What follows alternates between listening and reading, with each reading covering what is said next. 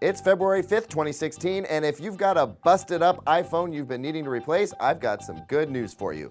Apple will reportedly be accepting busted up iPhones for trade-in credit on the purchase of a new iPhone. That's it. You're welcome. Happy Friday.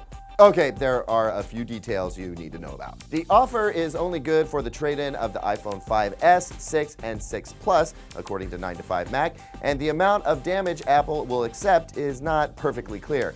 An unnamed source says Apple will accept iPhones with damaged displays, cameras, and buttons within reason, and the amount you'll get will be about $50 for a 5S, $200 for an iPhone 6, and $250 for a 6 Plus. Now don't go drop kicking your phone across the parking lot, but it is nice to know a cracked screen isn't the end of the world anymore, right? Okay, now you're welcome.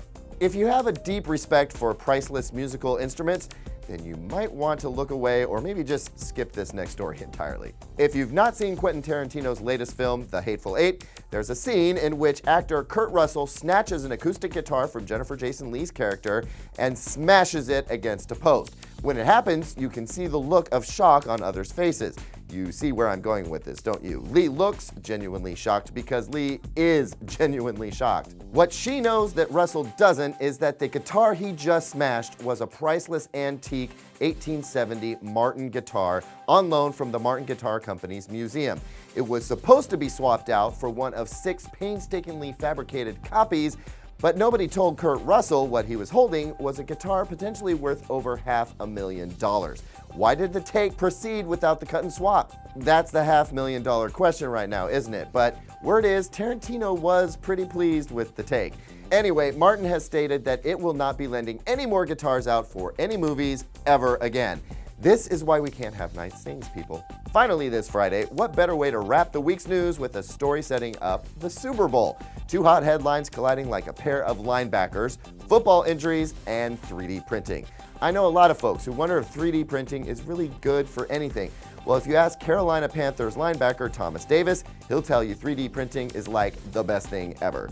Davis broke his arm during the AFC title match against the Arizona Cardinals. He was then taken to the hospital where doctors worked to repair his ulna with 12 small screws drilled into his arm. That's it, dude is done for the big game, right?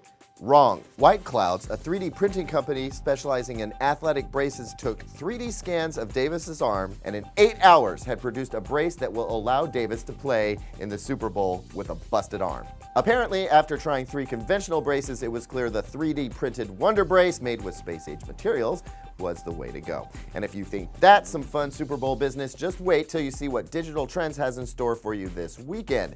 We've got Super Bowl stories aplenty to help you get amped up for the event, so visit often until it's action time Sunday evening. That's it for DT Daily today. I'm Caleb Dennison, and we'll see you again on Monday.